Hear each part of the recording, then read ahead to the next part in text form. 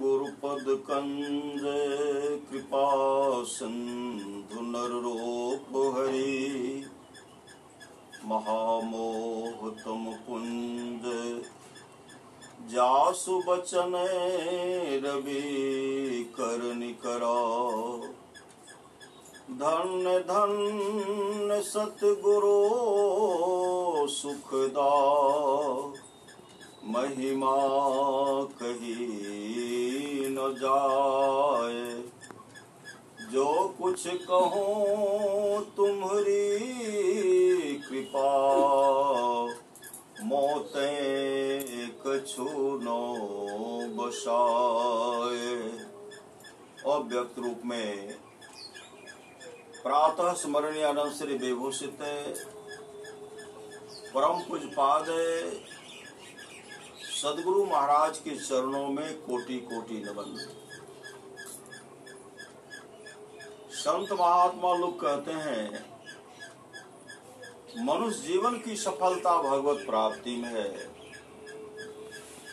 यह तन बार बार मिलने को नहीं है, इसलिए आगे की यात्रा के लिए अभी से भगवत भजन रूपी धन संग्रह करो। परमाराम सुध महाराज की वाणी है, जो लोग बहुत दिनों से सत्संग करते आ रहे हैं, अभी कर रहे हैं, आगे भी करेंगे, वे सभी महासुख के भागी होंगे।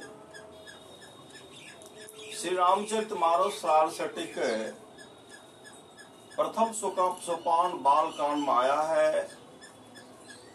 सुनि समुझहि जन मुदित मनो मज्जहि यति अनुराग लहि चारि फल अछत तनु साधु समाज प्रयाग।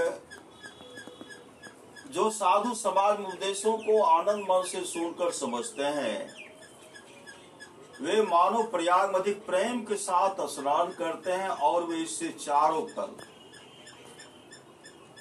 अर्थ धर्म काम और मोक्ष शरीर रहते पा लेते हैं। यह सत्संग से होता है, यह सत्संग से होता है। जीवन में सत्संग से बढ़कर के कुछ नहीं है, जिसके लिए परमाराम सुध महाराज कहते सत्संग नित अरु ध्यान नित रहिए करत संलग्न हो। संलग्नता के साथ सत्संग कीजिए। रामचरितमानस माया है, मज्जन फल देखी तत्काला का को पिक बको मराला। वर्णित तीर्थराज में स्नान करने का फल तत्काल देखने में आता है कि कौवा कोयल हो जाता है और बगुला हंस हो जाता है। कहने का मतलब है कटुवादी मधुर भाव से हिंसक व हिंसक हो जाते हैं। रामचरितमानस सारसठिक माया है, बाल्मीकि नारद घट जोनी निज निज मुखन कहे निज होनी। वाल्मीकि डाकुर हत्यारे थे, नारद दासी पुत्र थे, अगस्त की उत्पत्ति नीच स्थान से भी थे, लेकिन पर सत्संग के प्रभाव से ये सब महर्षि हो गए। ये सत्संग का फल है। रामचरितमानस माया है, मति की रति गति भूत भलाई जब जही जतन जहां जही पाई सो जानव सत्संग प्रभाव लोकों वेदना अनुपाओ। आज तक जिनको ये सब चीज प्राप्त हुई है, मति की रति गति भूति भलाई, जिनको प्राप्त हुआ उसको सत्संग के प्रभाव स्वाद जानना चाहिए। लोक और वेद में इसके मिलने का दूसरा कोई उपाय नहीं है। वाल्मीकि नारद घट जोनी, आप लोग जानते होंगे रत्नाकर। वाल्मीकि का पहले का नाम था रत्नाकर, जो बटमार थे, लुटेरा था। एक नहीं असंख्य लोगों का हत्या किया, अनगिनत का हत्या, बहुतों का हत्या किए।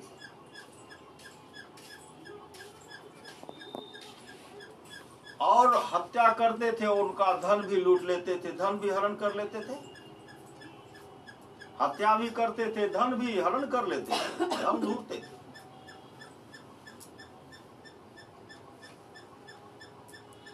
धन लूटते थे। संजोग से देवर्षि नारद का पदार्पण होता है। देवर्षि नारद को पकड़ लिए। देवर्षि नारद से कहते तुम्हारे पास जो कुछ है मेरे हवाले कर दो, तुम्हारे पास जो कुछ है मेरे हवाले कर दो। तो देवर्षि नारद कहते मेरे पास तो कुछ नहीं है। देवर्षि नारद के पास क्या रहते, बिना के सिवा कुछ था नहीं। कहीं उनको बाट का खर्चा भी नहीं लगता कि अब ये सवारी वो सवारी जाएंगे। एक बार कहते थे नारायण, नारायण कहते थे आकाश में उड़ जाते थे। विष्णु लोक, शिव लोक, ब्रह्म लोक आदि आदि लोकों वो हमेशा भ्रमण करते रहते थे। देवर्षि नारद कहते मेरे पास कुछ भी नहीं है। रत्नाकर कहते तब मरने के लिए तैयार हो जाओ। देवर्षि नारद कहते यह जो दूसरे का हत्या करके उसका धन लूट कर तुम जो परिवार का भरण पोषण करते हो, जब तुम्हारी आत्मा शरीर से निकलेगी, जब तुम्हारी मृत्यु होगी तो घोर नरक में दुख सहना पड़ेगा। घोर नरक में दुख सहना पड़ेगा। नो माता पिता, नो पति पत्नी, नो पत्नी, नो बाल बच्चे, नो सगे संबंधी, कोई कुटुंबी तुम्हारा मदद नहीं कर पाएंगे। जमराज की अदालत में बहुत बड़ा दुख भोगना पड़ेगा। तरह तरह से देवर्षि नारद रत्नाकर को समझाते हैं, लेकिन वह समझने के लिए तैयार नहीं है।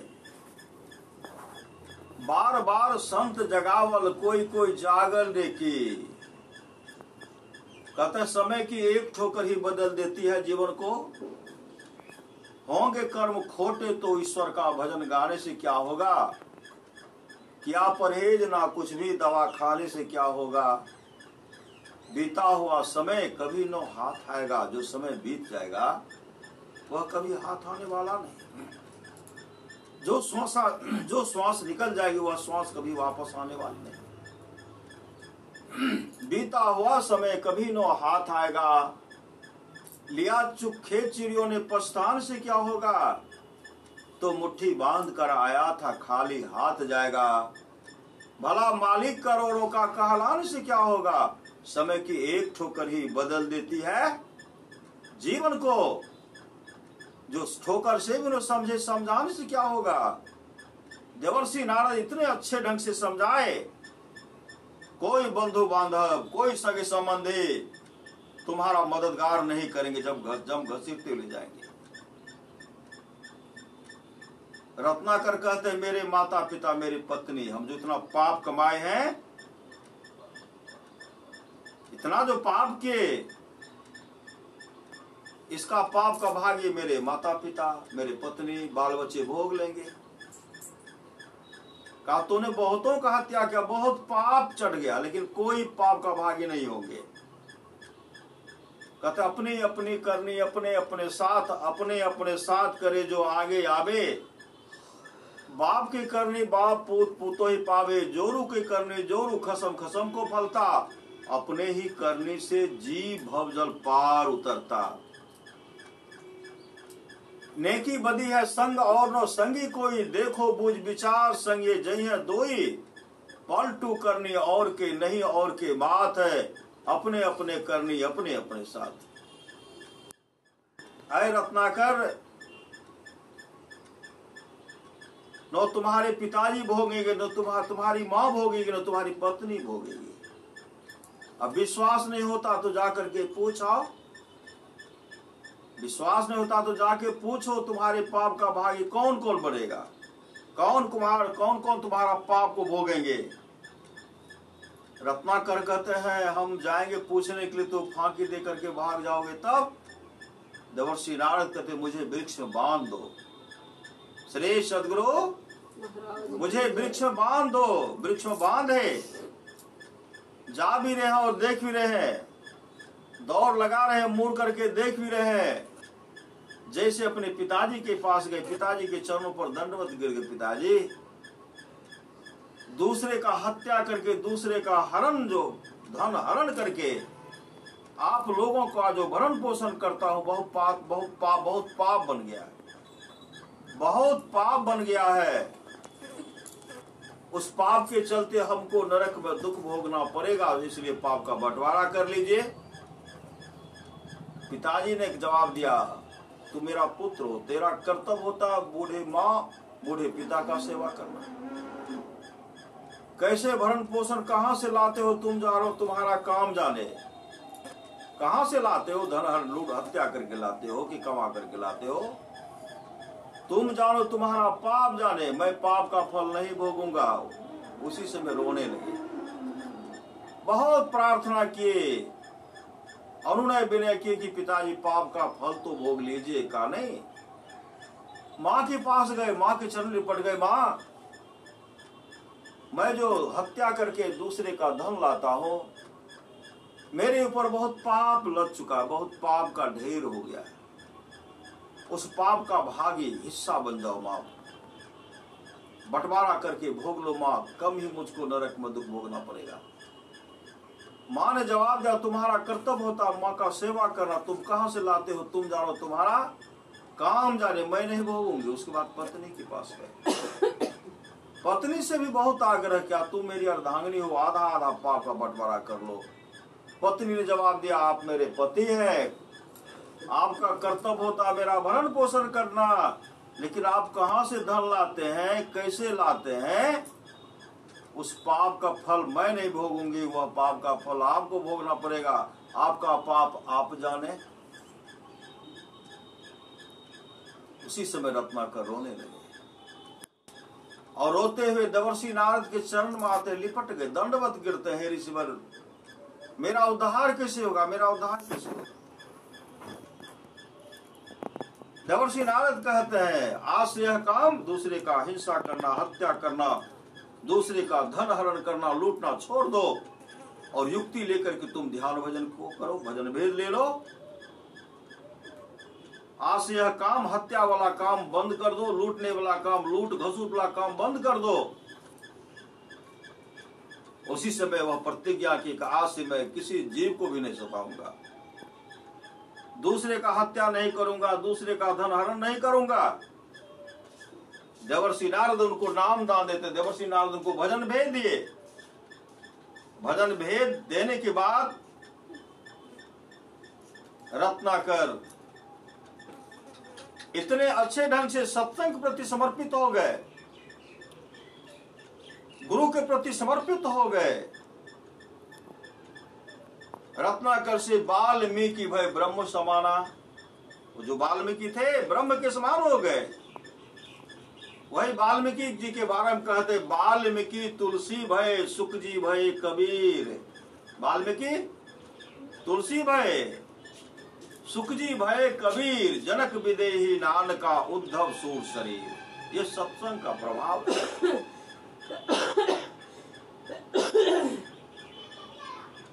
वाल्मीकि का उद्धार हो गया। सुन रहे थे वाल्मीकि नारद घर जोड़ी, आप लोग जानते होंगे, ब्रह्मलोक में ब्रह्मा जी सत्संग करवा रहे थे। ब्रह्मलोक में ब्रह्मा जी सत्संग करवा रहे थे। उस सत्संग में गंधर्व अपने पत्नी के साथ आए थे सत्संग में। गंधर्व अपने पत्नी के साथ आए थे सत्संग में।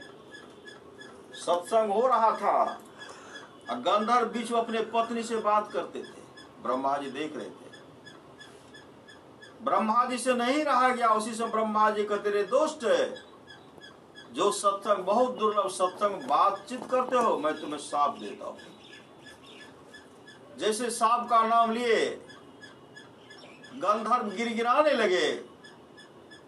ब्रह्मा जी ने कहा, मैं तो सांप तुमको दूध दूंगा ही, और मेरा सांप तुमको लगेगा, क्योंकि तुमने सत्संग का अपमान किया है, सत्संग का अनादर किया है। अभी तुम्हारा शरीर छूटेगा। शरीर छूटने के बाद मृत्यु लोक में ऐसी दुखियानी माँ के कोख से पैदा लोगे, जहाँ रहने के लिए घर का अभाव होगा, पहनने के लिए वस्त्र का अभाव होगा, भोजन का अभाव होगा। गंधर्व गिड़गिड़ा रहे कि मेरा उद्धार कैसे होगा। तो उसे ब्रह्मा जी कहते हैं जिस दिन तुम सत्संग का सम्मान करोगे, सत्संग सुनोगे, तुम्हारा परम कल्याण हो जाएगा। उसी समय उनका शरीर छूटता है। एक गरीब के घर में पैदा लेते हैं, गरीब के दासी घर में, गरीब के घर पैदा लिए। देवर्षि नारद गरीब के घर में पैदा लिए। जब उस बच्चा का जन्म होता है, जन्म होने के बाद बच्चा घर में है, माँ दूसरे के हाथ चौका बर्तन करने के लिए जाती। इतनी गरीबी थी, इतनी गरीबी। दूसरे का चौका बर्तन करती थी, काम करती थी, तब खाती थी। माँ जब वहां से आती थी, बच्चा हमेशा रोते रहता था। बराबर यही माँ का काम था, काम पर जाना। माँ जब आती थी, बच्चा रोते रहता था। माँ कह बैठती थी, रे अभागा मैं करूं तो क्या करूं, तू ऐसी दुखियारी के कोख से पैदा लिया है, काम नहीं करूंगी तो खाऊंगी क्या, काम तो करना ही है। रो रो मेरे लाल मत रो, मेरे लाल मत रो। धीरे धीरे लड़का बड़ा हुआ। जहां माँ काम करती थी, अपने बच्चे को भी साथ में लेकर के जाती थी, बच्चे को भी साथ में लेकर के जाती थी। बच्चा को रखकर वह काम हमेशा करती थी, काम करती थी। धीरे धीरे लड़का बड़ा हो गया, 4 वर्ष का हो गया। वहां बराबर संत महापुरुष का पदार्पण होते रहा, बराबर सत्संग होते रहता था। बराबर कोई न कोई महापुरुष वहां संत महात्मा लोग आते थे। धीरे धीरे वह 15 वर्ष का हो गया। जब 15 वर्ष का हो गया तो वह युवक, वह लड़का क्या करते हैं, उस महात्मा से भजन भेद ले लिए, भजन भेद लिए। अब भजन भेद लेने के बाद घर से निकल गए, जंगल में कुटी बना करके ध्यान भजन करने लगे। जब कुटी बना करके ध्यान भजन करने लगे तो महात्मा जी, उनके गुरुदेव तो हमेशा भ्रमण करते रहते थे, यहाँ सत्संग तो वहां सत्संग।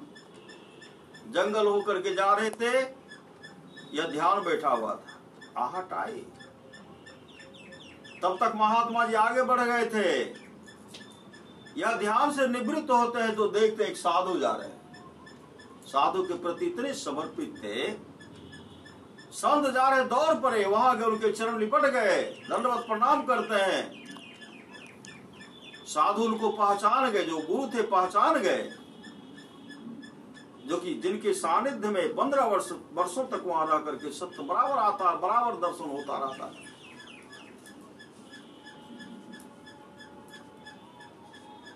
वह सदगुरु कहते, यहां तू क्या कर रहा है, घर पर तुम्हारी माँ है, बूढ़ी माँ का सेवा देख रेख कौन करेगा, बूढ़ी माँ का भरण पोषण कौन करेगा। माँ का सेवा छोड़ करके तू जंगल में आकर के तपस्या करने के लिए आए हो, तुम्हारा ध्यान भजन बनेगा? नहीं बनेगा। जब तक माँ जीवित है, माँ के पास जाओ, माँ का भरपूर सेवा करो। जब माँ संसार से चल बसे, तुम घर में करना, घर के कोने में करना, वन में करना, कहीं भी करोगे तुम्हारा ध्यान बनेगा। जाओ माँ के पास जाओ, माँ का भरपूर सेवा करो। उसी समय वह अपने सदगुरु को प्रणाम करके घर आए। माँ को जब प्रणाम किया तो माँ रोने लगी, क्योंकि इकलौता पुत्र था। उसी समय वह लड़का कहते, माँ अब मैं घर छोड़ करके कहीं नहीं जाऊं, जब तक आप जीवित रहेंगे तब तक मैं आपका सेवा करूंगा। लड़का माँ का भरपूर सेवा करते रह गए। कुछ वर्षों के बाद माँ संसार से चल बसे। जब संसार से चल बसी तो घर द्वार छोड़ करके चले गए जंगल। जंगल गए, ध्यान भजन किए, अपने जीवन को सफल सार्थक कर लिए और ख्याति प्राप्त महात्मा हुए। लोग उनको संत हरिदास के नाम से जाने, लोग उनको संत हरिदास के नाम से जानने लगे। लोग उनको संत हरिदास के नाम से जानने लगे। जब संत हरिदास का शरीर छूटा, बाद में वही देवर्षि नारद हो गए। ब्रह्मा जी के मानस पुत्र के रूप में आते हैं देवर्षि नारद। वही गंधर्व से, वही गंधर्व से संत हरिदास, संत हरिदास से देवर्षि नारद हो गए। जो देवर्षि नारद कहते हैं नारायण नारायण नारायण, जो हमेशा मंत्र को जपते रहते थे। वाल्मीकि नारद घट जोनी, निज निज मुखन कही निज होनी। जलचर थलचर नभचर नाना, जे जर चेतन जीव जहाना। मति की रति गति भूत भलाई, जब जही जतन जहां जय पाए। सो जानव सत्संग प्रभाव लोकों वेदनो अनुपाय। तमाम चीजें सत्संग के प्रभाव से जानना चाहिए। लोक और वेद में इसके मिलने का दूसरा कोई उपाय नहीं है। इसलिए जीवन में सत्संग चाहिए। आप लोग जानते होंगे सेठ अनाथ पिंडक, भगवान बुद्ध जब सत्संग करते थे उस सत्संग में सेठ अनाथ पिंडक भी जाते थे। बराबर सत्संग में जाते रहते थे, बराबर सत्संग में जाते रहते थे। सेठ अनाथ पिंडक को एक ही पुत्र था जिनका नाम था काल। काल चाहते थे कि मेरा पुत्र भी सत्संग कर ले, मेरा पुत्र भी सत्संग करे, लेकिन काल था लंपट, वह सत्संग में जाना नहीं चाहता था। लंपट था, लालची भी था। सेठ अनाथ पिंडक अपने पुत्र काल से कहते, काल भगवान बुद्ध का सत्संग हो रहा, सत्संग में तुम जाओ। तो काल कहते, हमको सत्संग से कुछ लेना देना नहीं है, हम सत्संग में नहीं जाएंगे। अनाथ पिंडक कहते, अगर सत्संग में जाओगे तुमको 100 कारसापन देंगे, 100 कारसापन। था लालची। काल कहते, हम सत्संग में जाएंगे तो 100 कारसापन दीजिएगा। कहा मेरा 100 कारसापन का गट्ठर अलग करवा दीजिए। अलग करवाए, तब गए सत्संग में। सत्संग गए तो सबसे पीछे बैठे और खुट्टा का सहारा लेकर के बैठे और गहरी नींद में सो गए। इधर प्रवचन हो रहा है, बीचे में नींद टूट गई और नींद तो यहाँ प्रवचन हो रहा। नींद टूटने के बाद सत्संग पंडाल में ठहरे नहीं। पंडाल से निकलकर कई गांव भ्रमण करते हुए दूसरे दिन घर आए। अनाथ पिंडक के पास जब आते तो अनाथ पिंडक कहते हैं, काल कल सत्संग में गया था। कहाँ पिताजी? कहा भगवान बुद्ध का क्या सब प्रवचन हुआ, प्रवचन सुनाओ। तो काल कहते हैं, आप सुनने के लिए कहाँ कहे थे? आप तो कहे कि जाओ, तो हम गए। हम सत्संग पंडाल में सबसे पीछे बैठे, खुट्टा का सहारा लिए, गहरी नींद में सो गए। हम सुन नहीं पाए। बीच में फिर नींद टूट गई, आंख खुली, उसी से उठ करके चले गए दूसरे गांव। कई गांव घूमते घूमते आ जाए। अनाथ पिंडक कहते, फिर तुम सत्संग में जाओ। कहा अब नहीं जाएंगे, अब नहीं जाऊंगा। अनाथ पिंडक, अगर आज तुम जाओगे सत्संग में तुमको 1000 कारसाप बनेंगे, 1000।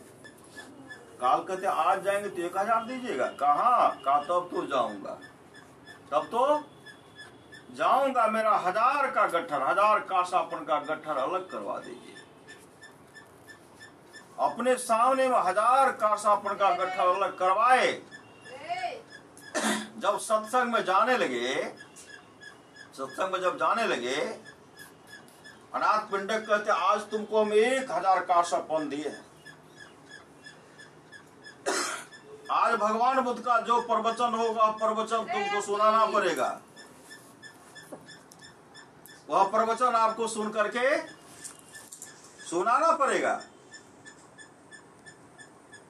तो काल कहते, ठीक है पिताजी,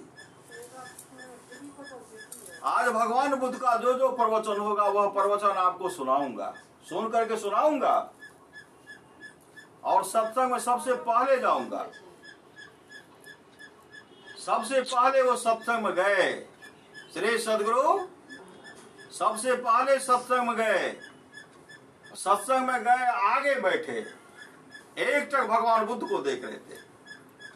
भगवान बुद्ध का प्रवचन हो रहा था, प्रवचन हो रहा था। सुनते सुनते उनको समाधि लगे, समाधि। सत्संग समाप्त हो गया, पंडाल खाली हो गया। भगवान बुद्ध अपने निवास में चले गए, अपने निवास में चले गए। काल सत्संग पंडाल में बैठे हुए हैं, काल सत्संग पंडाल में समाधि में बैठे हुए हैं, अनाथ पिंडक चिंता कर रहे हैं। इकलौता पुत्र, अभी तक मेरा पुत्र सत्संग से नहीं आया, मेरे पुत्र काल को क्या हो गया, मेरे पुत्र काल को क्या हो गया। उनके मन के बात को, जो अनाथ पिंडक चिंता कर रहे थे, उनके मन के बात को भगवान बुद्ध जान गए। उनके मन के बात को जान गए। ध्यान में जब देखते हैं तो काल जो है सत्संग पंडाल में समाधि में बैठे हुए, काल सत्संग पंडाल में समाधि में बैठे हुए। भगवान बुद्ध वहां जाते हैं और उनके पीठ को थपथपाते हुए कहते, पुत्र काल उठो, तुम्हारा पिताजी तुम्हारा इंतजार कर रहे हैं। उसी समय काल आंख खोलते अपने सदगुरु के चरण में लिपट जाते हैं। भगवान बुद्ध आगे आगे पीछे पीछे काल सेठ अनाथ पिंडक के यहाँ गए। वहां जब गए, भगवान बुद्ध और काल वहां बैठ करके भोजन किए, दोनों खा रहे थे। अनाथ पिंडक अपने पुत्र काल को देख रहे थे और कम देख रहे थे। जो काल पहले घर जाता था तो कहीं से सोना, कहीं से हीरा जवाहरात चुरा करके पॉकेट में छिपा लेता था, कारसापन चुरा लेता था। आज उसको देखता तक भी नहीं, लेना तो दूर, देखता तक भी नहीं है। और नजर उठा करके अपने पिताजी को देखते भी नहीं है, अपने पिताजी को देखते भी नहीं है। अनाथ पिंडक कहते, भगवान पहले दिन जब तक काल कारसापन लिया नहीं, तब तक सत्संग में गया नहीं। आज तो 1000 का गट्ठा रखा हुआ, लेना तो दूर, देखता तक नहीं है। भगवान मेरे पुत्र काल को क्या हो गया, मेरे पुत्र काल को क्या होगा, मेरे पुत्र काल को किनकी आंखें लग गई, किनकी नजर लग गई। भगवान मेरे पुत्र काल को तो देखिए, मेरे पुत्र काल को क्या हो गया। काल उसी समय अपने सदगुरु को देखते हैं, ऐसे सिर उठा करके अपने पिताजी को देखते हैं। काल का मुखमंडल, मुखाकृति चमक रहा था, मुखाकृति चमक रहा था। भगवान बुद्ध कहते हैं, शेर जी आज आपके पुत्र काल को उस सुख की प्राप्ति हो गई है जो तीनों लोक की संपदा आपके पुत्र काल के सामने तुच्छ है, तुच्छ है, तुच्छ है। आज आपके पुत्र को सम्राट के पद से भी आगे का सुख, इंद्रलोक के सुख से भी आगे का सुख, ब्रह्मलोक के सुख से भी आगे का सुख आपके पुत्र काल को प्राप्त हुआ। आपके पुत्र के सामने तीनों लोक की संपदा जो है तुच्छ है, तुच्छ है, तुच्छ है। परमारास महाराज कहते हैं, ज्योति जग जावे अति सुख पावे शब्द सहारे का, लख बिंदु नाद तह त्रैबन दे के सुनो सुनो में ही ब्रह्मनाद का धरो सहारा आपन तन में। काल का परम कल्याण हो गया। इसलिए परमारास महाराज कहते हैं, नित्य नियमित ढंग से सत्संग करो, सत्संग से खाली कोई मत रहो। पूरा सदगुरु महाराज कहते, थोड़ा सा भी सत्संग करो बड़ा लाभ होता है।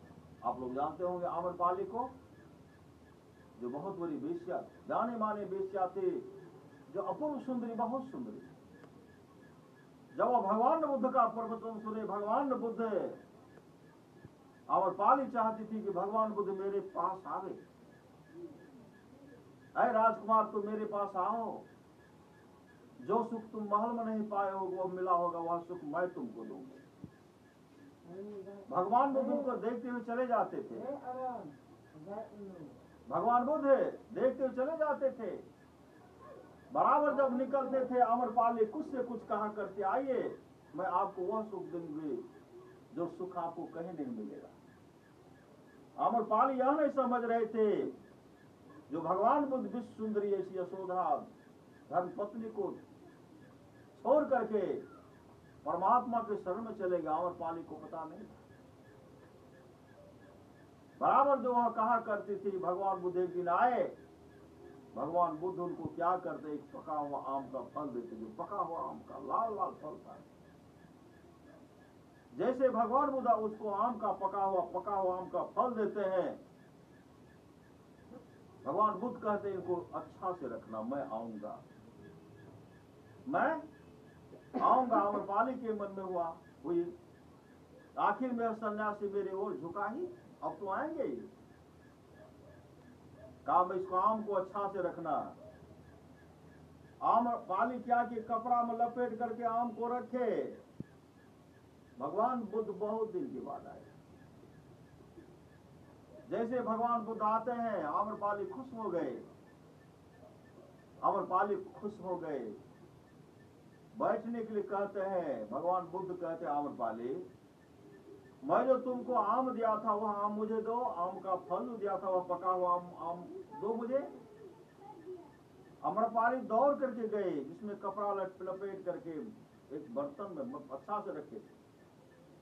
वहां जब वह गए, आम्रपाली क्या देखती है, सारा रस उसका चू गया। सारा रस चू गया। जो पहले खाते तो मीठा भी लगता, सारा रस चू गया। कपड़ा को हटा रहे हैं, वह सड़ गया, दुर्गंध हो रही है। आम को फेंक दो, बचा क्या, गुठली, सारा रस चू गया। भगवान बुद्ध कहते आम्रपाली, मैं तो वह फल दिया था, जो फल वह मुझको ला दो, वह मुझे पका हुआ फल मुझे वापस कर दो। आम्रपाली कहती है वही फल है जो आपने दिया था। कहे मैं तो पका हुआ दिया था, मैं तो पका हुआ दिया था, इस फल से दुर्गंध क्यों हो रही है। आम्रपाली कहने लगी वही फल है, वही फल सड़ गया है, दुर्गंध उसी फल से दुर्गंध हो रही है, या गुठली है। भगवान बुद्ध कहते आम्रपाली, जिस शरीर पर तुम घमंड कर रही हो, जिस शरीर पर तुम गुमान कर रही हो, शरीर सड़ने वाला है, गलने वाला है, विनष्ट होने वाला है, शरीर से दुर्गंध निकले। जिस तरह आम का रस सूख गया, दुर्गंध हो रही है, उसी तरह तुम्हारे शरीर से जब जीवात्मा निकलेगी तो सड़ जाएगी, गल जाएगी, दुर्गंध होगी।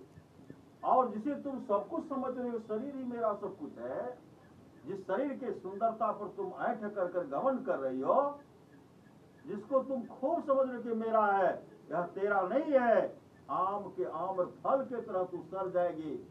लेकिन गुठली में कहते इसी गुठली विशाल वृक्ष है, इस शरीर के अंदर एक गुठली है। कौन गुठली?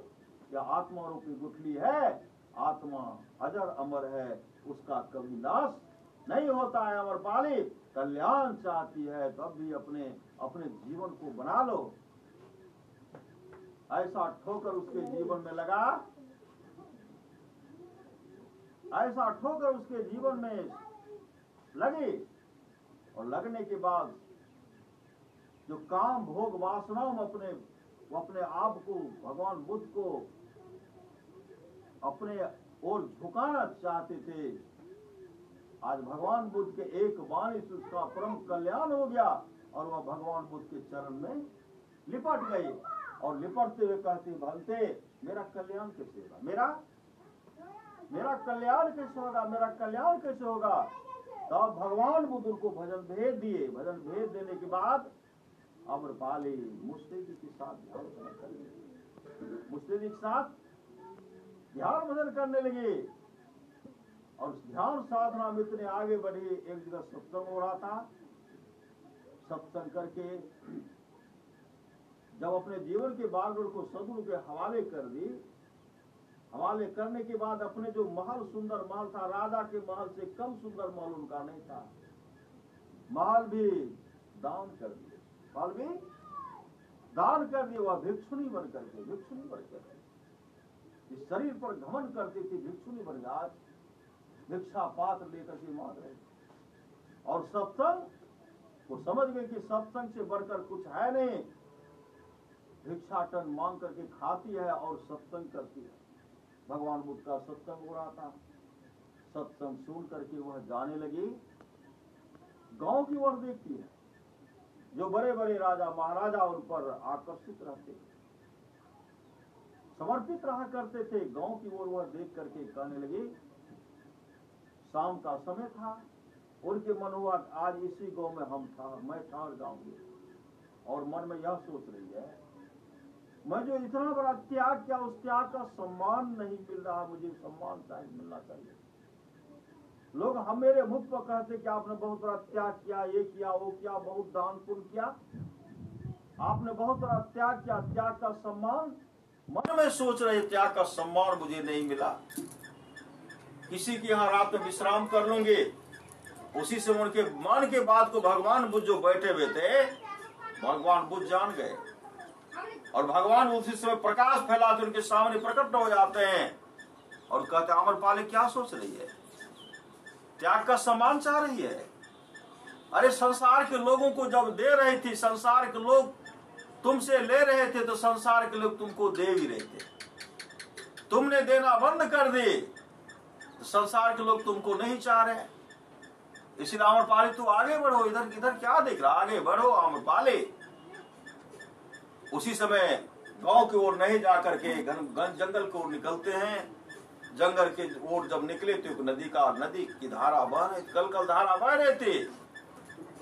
पूर्णिमा 16, चंद्रमा 16 कलाश उदित हो गए थे। एक वृक्ष के पास बैठ करके पानी की धारा कल बह रही है, पक्षी सब चहचहा रही है, कुमुदनी सब चाह रही, मतलब पक्षी चहचहा रही है, मंद मंद हवा बह रही है। उसी समय आम्रपाली ध्यान बैठ गए।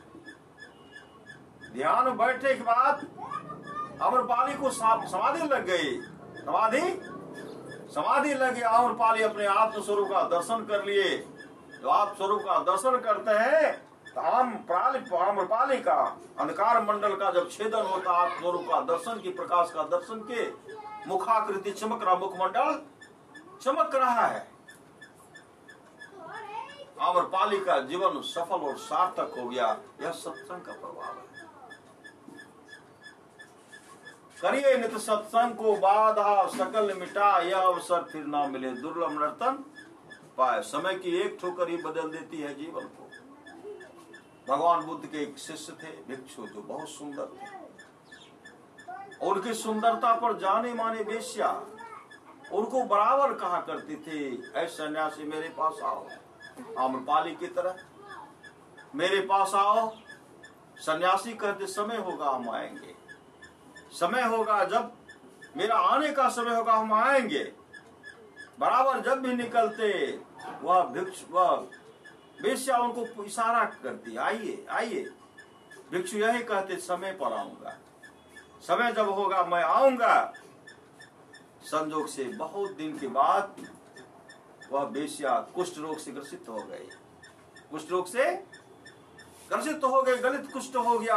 हाथ गल रहा है, पांव गल रहा है, उंगली गल गई, पांव की उंगली, हाथ की उंगली गल गई।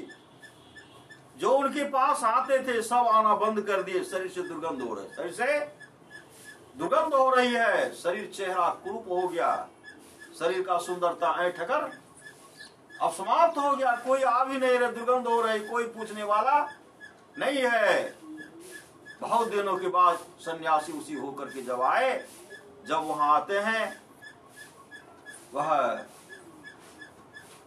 भिक्षुनी वह वेश्या कहने लिए आप कहाँ आए? मैं पहले आपको बहुत पुकार लगा, आप मेरे पास नहीं आए, और आज जो आप आए तो मैं आपका सेवा क्या करूंगी?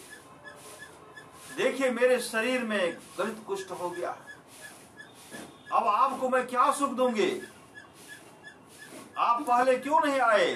उसी समय वह भिक्षु कहते हैं, आज ही मेरा उचित समय है, इसी दिन हमें आना था, इसलिए मैंने आया, इसलिए मैं यहां आया। उसी समय वह साधु क्या करते हैं, गरम जल करके कपड़ा जो है, कपड़ा जो था, कपड़ा को फाड़ फाड़ कर उनके घाव को सेकते हैं, घाव में पोछा लगाते हैं, घाव को साफ करते हैं। दुर्गंध हो रही थी, उनको साफ कर रहे हैं, मतलब कोई पूछने वाला नहीं था। उसी से वो साफ करते करते उनके शरीर में जो कुष्ठ रोग था, कुष्ठ रोग को सदा के लिए समाप्त कर दिए, और वह उनके चरण लिपट गए। लिपट करके उसी से भजन भेद लिए भजन भेद लेकर के, दीक्षा लेकर के अपने जीवन को सफल सार्थक किए। वाल्मीकि नारद घर जोनी, निज निज मुखन कहे नजे होनी। जलचर थलचर नवचर नाना, जे जड़ चेतन जीव जहाना। मति की रति गति भूत भलाई, जब जही जतन जहां जही पाई। सो जानव सत्संग प्रभाव, लोको वेदना लोको वेदना अनुपाओ। इसलिए अपने जीवन के बागडोर को सदगुरु के हवाले कीजिए। संसार संत महात्मा लोग कराए, संसार के लोगों शरीर की सुंदरता पर कभी घमंड मत करो, मत अभिमान करो। धन तन धन का छिनही में सब खोई रे। जैसे अहंकार भ्रमिति मति तुमरी, अंत का रोई रोई रे। रोने के सिवा कुछ भी नहीं मिलेगा, कुछ भी नहीं मिलेगा। इसलिए जीवन में सत्य को अपनाइए। मज्जन फल देखिए तत्काला, काक होए पिक बको मराला। सुनी आचरज करे जन कोई, सत्संगति महिमा नहीं कोई। सत्संग की बहुत बड़ी महानता है। वाल्मीकि का उद्धार हो गया, रत्नाकर का उद्धार हो गया, देवर्षि नारद का उद्धार हो गया, अगस्त जी का उद्धार हो गया। आप लोग जानते गुलिक व्याध, गुलिक व्याध का काम था दूसरे का धन हरण करना, दूसरे के यहाँ चोरी डाका डालना, चोरी करनी डाका डालना, दूसरे का धन में हत्या भी कर देना, उसका धन भी हरण कर लेना। संजोग से गुलिक व्याध एक दिन डाका डालने के ख्याल से घर से निकल रहे थे कि गांव में उसको कहीं मौका ही नहीं मिला कि किनके घर में डाका डालूं, कहीं मौका नहीं मिला। जब आगे बढ़े, बढ़ते बढ़ते घनघोर जंगल चले गए। जब घनघोर जंगल जाते तो वहां क्या देखते हैं, भगवान विष्णु का मंदिर है। उस मंदिर में मूर्ति जो है, भगवान विष्णु का मूर्ति जो है सोना का मूर्ति है, सोना का मूर्ति। गुंबज है सोना का है, मूर्ति सोना का है। जैसे वह गुलिक व्याध जब देखते हैं कि गांव में कहीं नहीं मिला, लेकिन जंगल में तो मिला, इसी को ले जाऊंगा, उठा करके ले जाऊंगा और टुकड़ा टुकड़ा करके बाजार में बेचूंगा, परिवार का भरण पोषण करूंगा। अब खाने पीने की कमी नहीं होगी, बजाते रहूंगा, टुकड़ा टुकड़ा कर बेचते रहूंगा, खाता रहूंगा। जैसे मंदिर प्रवेश करना चाहते हैं, जैसे मंदिर प्रवेश करना चाहते हैं, उसी समय क्या देखते हैं कि मंदिर से एक ऋषि निकले, उतंक ऋषि निकलते, उतंक ऋषि। जैसे उतंक ऋषि उधर से निकले, उतंक ऋषि को देखने के बाद गुलिक व्याध के मन में हुआ कि रास्ते का रोरा, अगर कोई है तो ऋषि है, रोकने वाला है तो ऋषि है, यही रोकेगा, ले जाने से हमको रोकेगा। इसलिए पहले ऋषि का काम ही तमाम कर, मतलब ऋषि का हत्या कर देना है, ऋषि का काम तमाम कर देना है। उसी समय तलवार लेकर के कूद पड़े, दौड़ जैसे लगाए। गुलिक व्याध है, उतंक ऋषि के पास तलवार लेकर के दौड़ पड़े। उसी समय उतंक ऋषि कहते, भैया क्या करने के लिए जा रहे हो, भैया क्या करने के लिए जा रहे हो। गुलिक व्याध कहते, मेरा कोई बंधु, कोई मेरा भाई नहीं, मुझे धन चाहिए, धन। मैं परिवार का भरण पोषण करता हूँ, मेरा काम है डाका डालना। गुलिक व्याध ऐसा कोई दुष्कर्म नहीं था जो दुष्कर्म से वह बचा हुआ था। मेरा काम है परिवार का लूटना, परिवार का भरण पोषण करना, इसलिए मैं ले जाऊंगा। जब तक तुम्हारा हत्या नहीं करेंगे तब तक हम मूर्ति को ले भी नहीं जा सकते, क्योंकि रास्ता का रोरा तुम हो। इतने अच्छे ढंग से उनको समझाए। उतंक ऋषि कहते, भैया यह जो धन लूट करके ले जा रहे हो, बहुत बड़ा नरक में दुख भोगना पड़ेगा। जब शरीर से जीवात्मा निकलेगी उस समय चीखोगे, चिल्लाओगे, हे भार्या, हे कुटुंबियों, हे माता पिता, हे पुत्रों, हे भार्या, चीखोगे चिल्लाओगे, कोई तो मुझे जमफास से बचाओ, जमफास से बचाओ। का उस समय तुम्हारा तुमको कोई बचाने वाला नहीं होगा। अरे भैया, तुमको नरक के पास ले जाएंगे, नरक में जमराज का अदालत ले जाएंगे और बहुत बड़ा कष्ट होगा, नरक में बहुत बड़ा दुख भोगना पड़ेगा। इतने अच्छे ढंग से समझाए, इतने अच्छे ढंग से समझाए, बार बार संत जगावल कोई कोई जागल, लेकिन उसी समय गुलगिलात कहते हैं, हे ऋषिवर मैं एक क्या, मैं तो बहुतों का हत्या किया, बहुतों के धन को लूटा, बहुत पाप हमसे बन गया। हे ऋषिवर मेरा उद्धार कैसे होगा, हे ऋषिवर मेरा उद्धार कैसे होगा, हे ऋषिवर मेरा उद्धार कैसे होगा। उसी समय दंडवत वह गुलिक व्याध उत्तंग ऋषि के चरणों पर गिर जाते हैं और अपने आंसू की धारा से उत्तंग ऋषि के चरणों को धो डाले, उत्तंग ऋषि के चरणों को धो डाले। उसी समय गुलिक व्याध अपने प्राण को त्याग दिए, प्राण पखेर उड़ गए, प्राण को त्याग दिए। जब प्राण को त्याग दिए तो उत्तंग ऋषि क्या करते हैं, भगवान विष्णु का जो चरणोदक था, भगवान विष्णु का चरणोदक था, उससे क्या करते, उससे लेकर के उत्तंग ऋषि क्या करते, उनके शरीर को सींचते, शरीर को सींचते हैं। उसी समय उत्तंग ऋषि कहते ओम नमो भगवते वासुदेवा, ओम नमो भगवते वासुदेवा, ओम नमो भगवते वासुदेवा। यह कहते उनके शरीर को जब सींचते हैं, उस शरीर से एक दिव्य रूप धारण करते हैं, दिव्य रूप धारण करते हैं। जैसे दिव्य रूप धारण करते हैं, दिव्य उनके शरीर में सुंदर आभूषण हो गया, दिव्य धारण करते हैं और उत्तंग ऋषि के चरणों पर लिपट गए और वैकुंठ लोक से विमान आता है और वह पुष्प का वर्षा करते हुए विमान पर बैठ करके विष्णु लोक को चले गए। ये सत्संग का फल है, ये सदगुरु की कृपा है।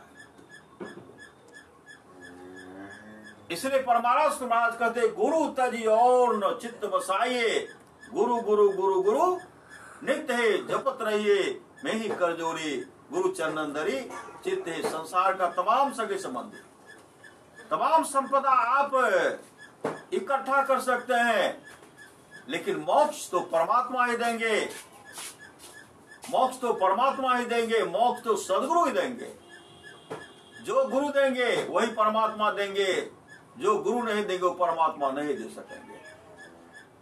इसलिए परम संत बाबा देवी साहब कहते सच्चा शिष्य वह है जो गुरु को परमात्मा के तुल्य जानकर आदर करे, परमात्मा के तुल्य जानकर आदर करे। इसलिए संत महात्मा लोग को भरोसा रखिए, भरोसा रखिए, सत्संग कीजिए, अपने जीवन के बागडोर को सदगुरु हवाले कीजिए। आप लोग जानते होंगे राजा कवास के 21 पीढ़ी तक का राजा नरक में पड़ा हुआ था, 21 पीढ़ी तक का राजा नरक में पड़ा हुआ था। नरक में काफी दुख भोग रहे थे, जमदूत पिटाई करते, मुकदर से पीट रहे थे, क्योंकि कोई दान पुण्य नहीं किए थे, खान पान में कोई सुधार नहीं किए थे, जिसके चलते वह नरक में पड़ गया। नरक में जब पड़ गया तो जमराज कहते थे पिटाई करो, तो मुकदर से जमदूत मारते थे, बचाओ बचाओ बचाओ, चीखते चिल्लाते थे, बचाओ। कौन बचाएंगे, गुरुबिन कौन सहाय नरक में, गुरुबिन कौन सहाय रे, गुरुबिन कौन मिटावे भव दुख, गुरुबिन कौन मिटावे, कौन मददगार करते, चीखते चिल्ला रहे। जमराज को दया गई, जमराज कहते हैं तुम्हारे वंशज के लोग सत्संग करवाते तो तुम्हारा उद्धार हो जाता, तुम्हारे वंशज के लोग जब सत्संग करवाते तुम्हारा उद्धार हो जाता। 21 पीढ़ी तक का राजा जो नरक में पड़े हुए थे, स्वप्न में राजा कवास से कहते कवास एक काम करो, तुम भजन भेद लेकर के सत्संग करवा लो, मेरा उद्धार हो जाएगा। तुम सत्संग करवा लो, भजन भेद लेकर सत्संग करवा लो, मेरा उद्धार हो जाएगा। राजा कवास का विचार बदला, संत सदगुरु के चरण में गए और कहते मेरे यहाँ सत्संग कर दीजिए, हमको भजन भेद भी दे दीजिए। राजा कवास अपने राज दरबार में संत सदगुरु को बुलाए, काफी खुश हैं, आज हम भजन भेद लेंगे, मेरे यहाँ सत्संग जो है। उसी समय राजा कवास क्या कर रहे थे, फूल तोड़ रहे थे, फूल तोड़ रहे थे माला बनाने के लिए। उसी समय उधर से पंडित जी आते हैं, पंडित जी कहते हैं महाराज आप अपने से फूल तोड़ रहे हैं, फूल क्या कीजिएगा। राजा कवास कहते आज मेरे यहाँ सत्संग भी है, आज हम भजन भेद भी लेंगे, आज हम भजन भेद भी लेंगे। पंडित जी क्या कहते हैं महाराज अभी खरमास चल रहा, अभी मत लीजिए भजन भेद, मुहूर्त अच्छा नहीं है, मत लीजिए भजन भेद। राजा कवास कहते हम तो भजन भेद लेंगे। पंडित जी वहां से चले गए, अपने पंडितायन को कहने लगे अब तो बड़ा समस्या हो गया। कहा क्या हुआ?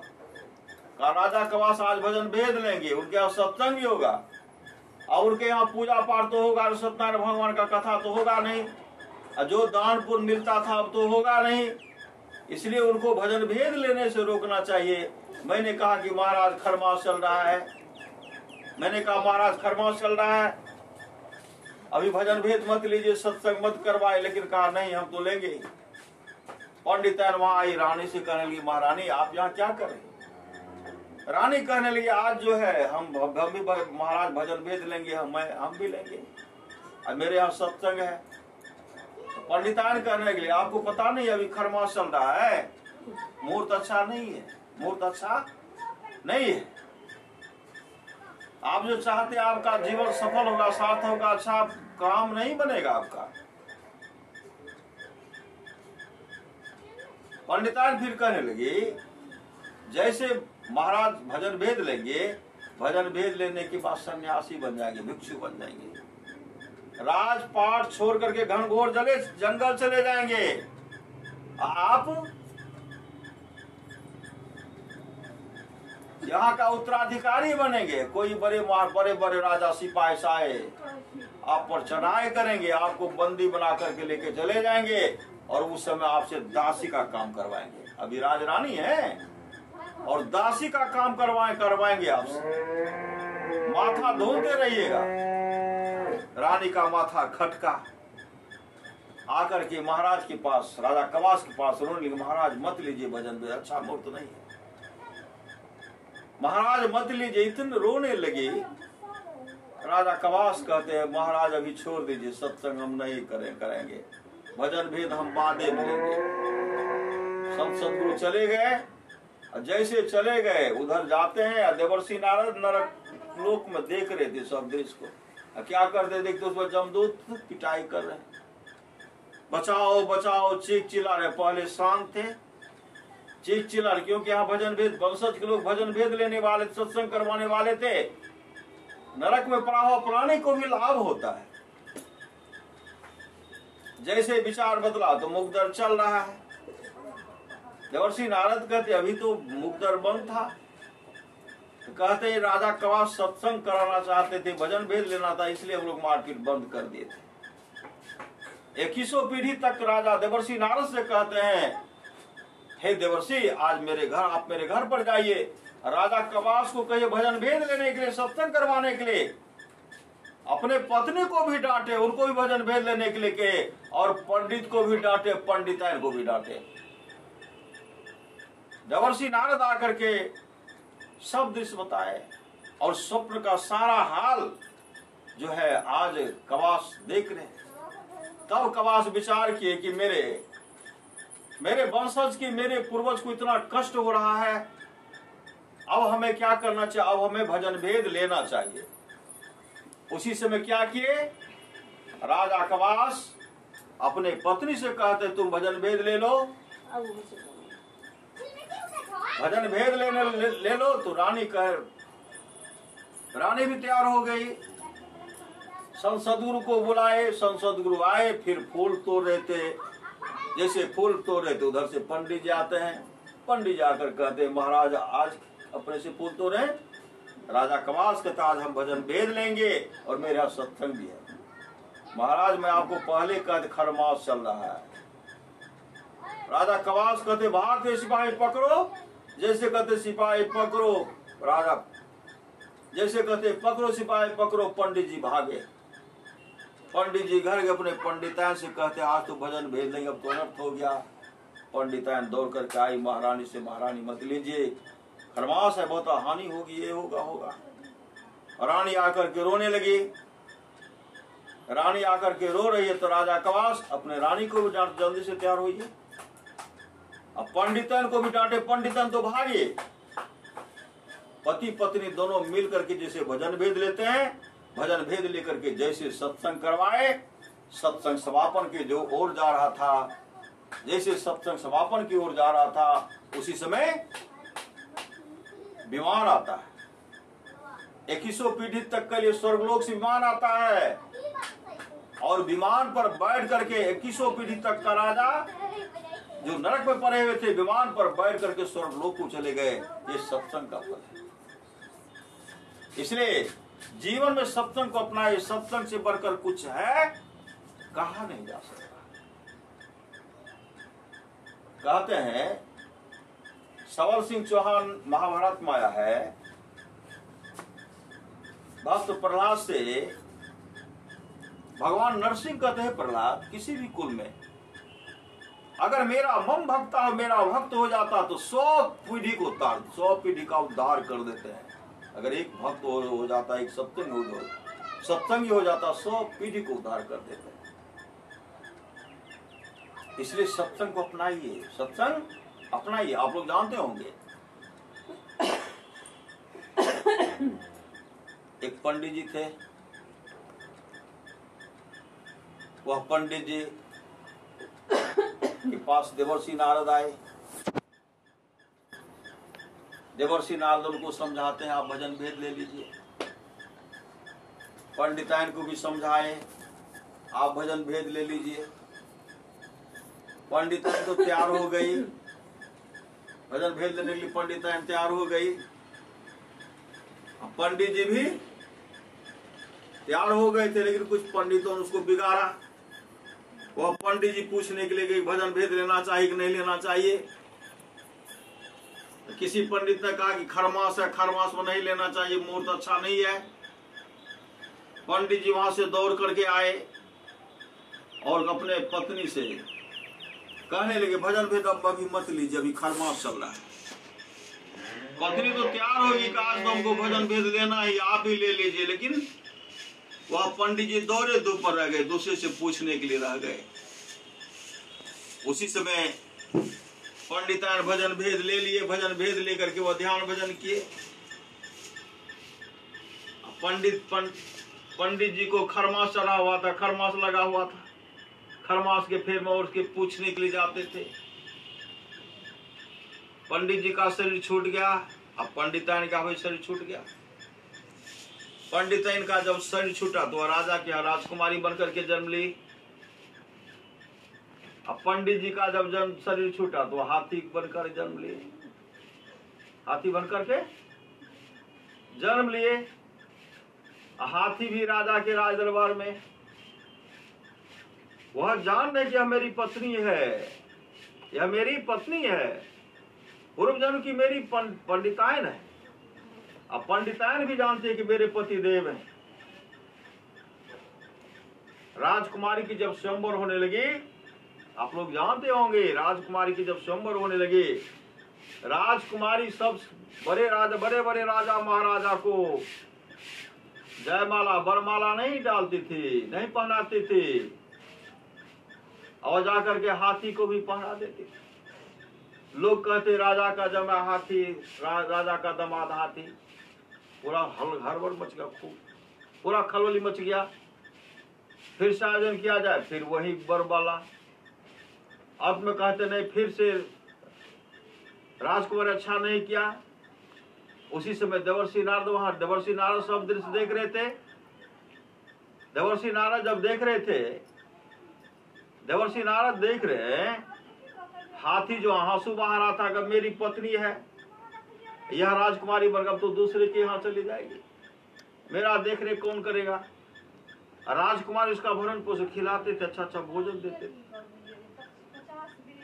उस समय जब हाथी रो रहे थे, उसी समय देवर्षि नारद कहते हैं, पंडित जी का नाम था कृष्णदत्त। पंडित जी, खरमास है कि समाप्त हो गया? खरमास अब भजन भेद लीजिएगा कि नहीं लीजिएगा? महाराज मुझे भजन भेद दे दीजिए, जिससे मेरा काम बन जाए। उसी समय देवर्षि नारद उनको कान में मंत्र फूकते हैं। जैसे कान में मंत्र फूकते हैं, हाथी धराम नीचे गिर गया। गंधर्व के जैसा सुंदर वहां प्रकट हो गया। राजकुमारी बरमाला उनको पहना दी। ये सत्संग का फल है। इसलिए वाल्मीकि नारद घोट जौनी निज निज मुखन कहने जो यह सत्संग का फल है। जीवन में सदगुरु अपनाइए, सत्संग कीजिए, इहलोक परलोक दोनों मंगलमय होगा। कल्याण चाहते हैं तो अपने जीवन के बागडोर को सदगुरु का हमारा ईश्वर विश्वासी बनिए, ईश्वर विश्वासी बनिए। जिनको ईश्वर पर अटूट श्रद्धा, अटूट विश्वास है, उसका परम कल्याण हो, उसका परम कल्याण हो जाएगा। आप लोग जानते होंगे एक बादशाह था, बीमार पड़ गया। बादशाह बीमार पड़ गया। जब बीमार पड़ गया, बादशाह के इलाज में बहुत बड़े बड़े डॉक्टर वैद्य हकीम आए, लेकिन उसका रोग दूर नहीं हुआ। अब राजा बीमार पड़ गए, उनके रोग को दूर करने के लिए तमाम लगे हुए हैं। सभासद की बैठक हुई, बड़े बड़े वैद्य हकीम उसमें बैठे। कहा राजा का जान बचाया जाना चाहिए। राजा कैसे निरोग होगा? सभासद में बैठे हुए बड़े बड़े डॉक्टर जो हकीम राय दिए, अमुक आकृति का बच्चा अगर उनको मार करके उनके पित्ताशय से दवाई तैयार किया जाएगा, उस दवाई को जब बादशाह सेवन करेंगे तो वो रोग मुक्त हो जाएंगे। सबने सभासद की बैठक में सब एक स्वर से जवाब दे दिया। देश के बादशाह को बचाने के लिए एक किया, अगर 100 का भी जान लिया जाए तो कम में। पास हो गया। उस समय डॉक्टर, मंत्री, सिपाही, भाई सब ये अमुक आकृति के बच्चा को खोजने के लिए निकले।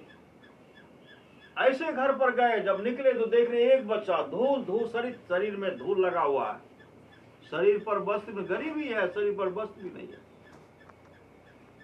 सब सोचे कि इसी लड़का को खरीदेंगे, इससे काम बन जाएगा।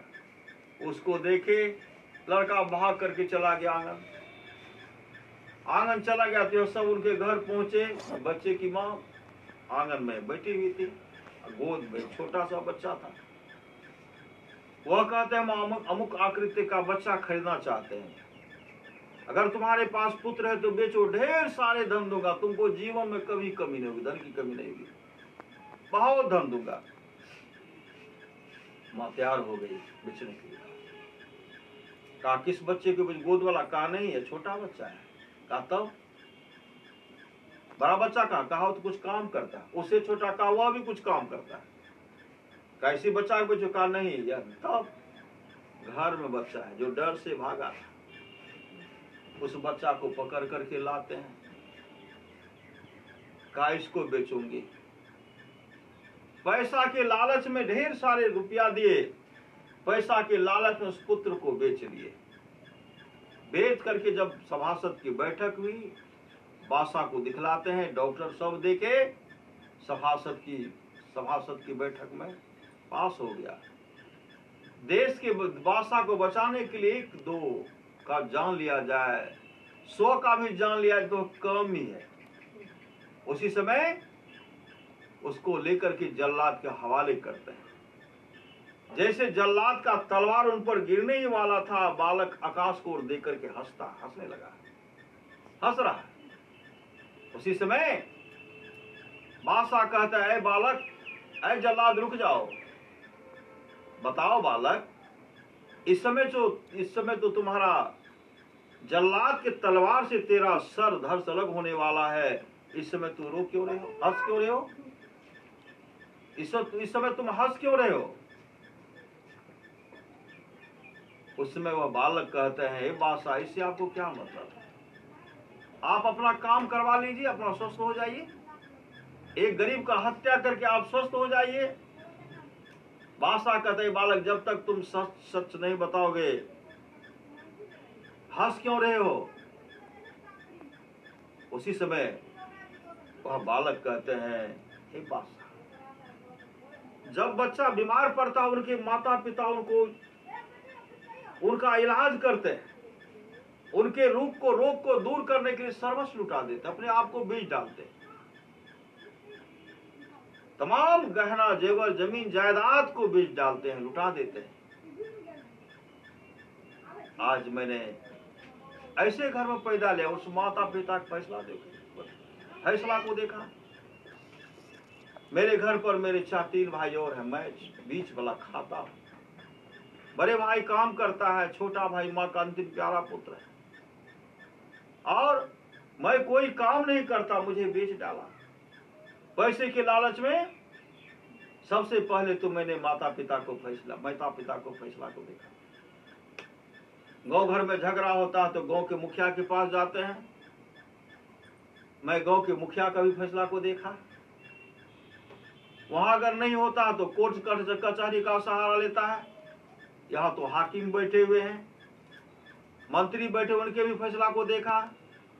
वहां जब न्याय नहीं मिलती है, एक से एक कोर्ट कचहरी उसका सहारा लेते समय तमाम को देखा, मेरा कहीं उचित फैसला नहीं हुआ। जब वो लोग तमाम ओर से हार जाते हैं तो देश के मालिक के पास जाते हैं। मैंने देश के मालिक के भी फैसला को देख लिया, सुन लिया। देश के मालिक भी, इनको भी तो अपना पुत्र है, डॉक्टर को भी अपना पुत्र है, मंत्री को भी अपना पुत्र है, सिपाही को भी अपना पुत्र है, हाकिम को भी अपना पुत्र है, बादशाह को भी अपना पुत्र है, लेकिन इनका अपना पुत्र अपना प्यारा पुत्र है, अपना प्यारा पुत्र है। जब तमाम ओर से हार जाते हैं तो लोग एक सहारा लेते हैं। मैं तो तमाम ओर से हार गया। सबसे पहले मैंने माता पिता की फैसला को देखा, डॉक्टर के फैसला को देखा, मंत्री के फैसला को देखा, न्यायाधीश के फैसला को देखा, और देश के बादशाह के फैसला को देखा। अब मैं इन दीन दुनिया के मालिक परमात्मा को देख रहा हूं। ऐ परमात्मा, मैंने सबकी लीला देख ली, मैंने सबके फैसला को देख लिया, सुन लिया।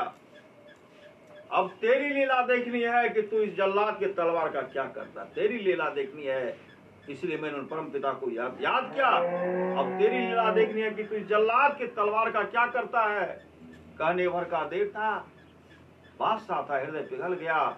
उस बच्चे को गोद में उठाते हुए कहता है, मेरे लाल, अब तुम पर जल्लाद की तलवार नहीं चलेगी, नहीं चलेगी, नहीं चलेगी। आसरा चाहिए, आसरा।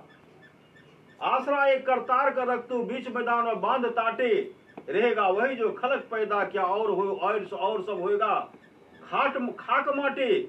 अमीर उमराव दिन 4 के पौने, घूमता है दरबार हाथे, कहत कमाल कबीर की बाल का, राम नाम तेरो संगी साथ। इसके लिए परमरास का सदगुरु आज कहते हैं, गुरुधन है दाता दयाल, दया करे अवगुण हरे दे टाल भव जंजाल। सब मिल को हो जब ते रहो जी, बने रहो खुशहाल, हरदम रटो कब हो न हटो, तो ही छेड़ेगा ना काल। इसलिए जीवन में सत्संग को अपनाइए। सत्संग से बढ़कर के कुछ है नहीं, सत्संग से बढ़कर और कुछ है कहा नहीं जा सकता। इसलिए जीवन में सत्संग करते रहिए, इहलोक परलोक दोनों मंगल में होगा। बोलिए प्रेम से श्री सदगुरु महाराज की जय।